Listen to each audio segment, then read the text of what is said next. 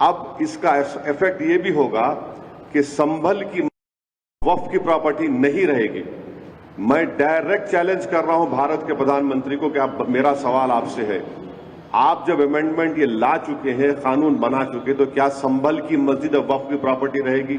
Supporting parties, चाहे वो TDP हो, जेडीयू की नीतीश कुमार हो, चिराग पासवान हो, जयंत चौधरी हो, मांझी साहब हो, या फिर कुमारस्वामी हो, तो इनकी सपोर्ट से बीजेपी ने एक काले कानून को बनाया है और ये इस बात को बताता है कि मुसलमानों पर बीजेपी उनको शक की निगाहों से देखती है। और इसलिए देखती है क्योंकि हिंदू धर्म के एंडोमेंट बोर्ड में, जैन धर्म के एंडोमेंट बोर्ड में, सिख धर्म के एंडोमेंट बोर्ड में यहां पर सिर्फ उन्हीं के मजहब का मानने वाला उसका मेंबर बन सकता है। इन धर्म के बोर्डों में लिमिटेशन एक्ट अप्लाई नहीं होता।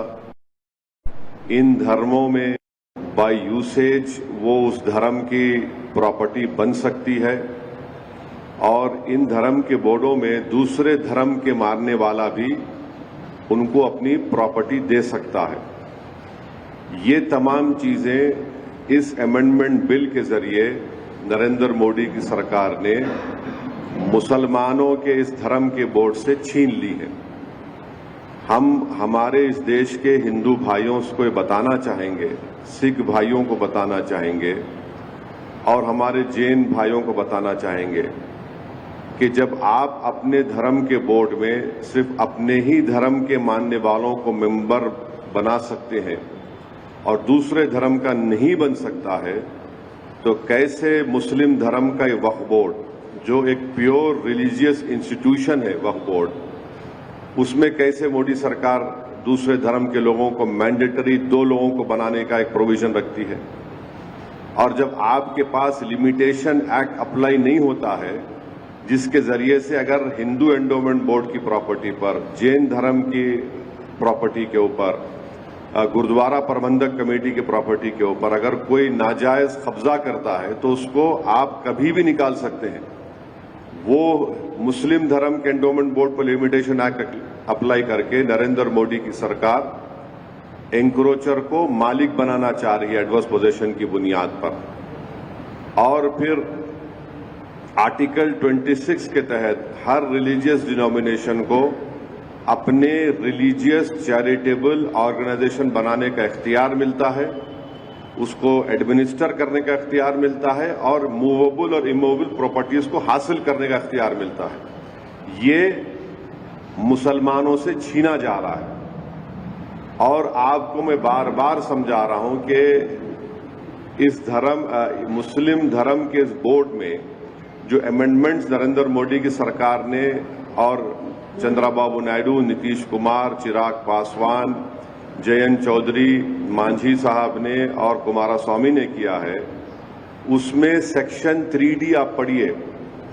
सेक्शन 3D को जब पार्लियामेंट में ये बिल डिबेट हो रहा था, उसको बुज़दिली से अमेंडमेंट को पेश किया गया और अमेंडमेंट क्या बोलता है कि जो भी मस्जिद, दरगाह, खानखा, आशुरखाने, इमाम बाड़े लॉजिकल ऑफ इंडिया के रहेंगे, अब ये बिल होने के बाद उनका register as a Waqf property नहीं।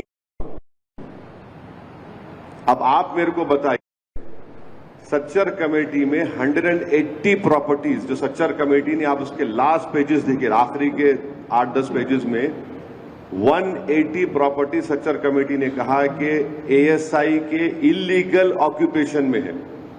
इस सेक्शन 3D के तहत हम उस 180 प्रॉपर्टीज को खो देंगे, जिसमें मस्जिद, खानखाएं भी हैं, कब्रिस्तान भी है, दरगाहें भी हैं, सब है।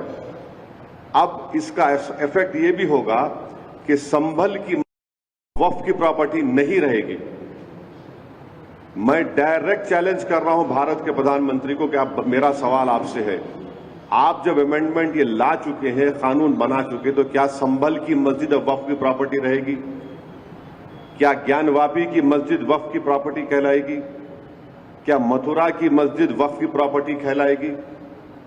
हमारे साथ जुड़े रहने के लिए सब्सक्राइब करें देश रोजाना के YouTube चैनल को और नई वीडियो की नोटिफिकेशन पाने के लिए बेल आइकन जरूर दबाएं। अगर आप ये वीडियो फेसबुक या इंस्टाग्राम पर देख रहे हैं तो पेज को लाइक और फॉलो जरूर करें और ज्यादा से ज्यादा शेयर करें।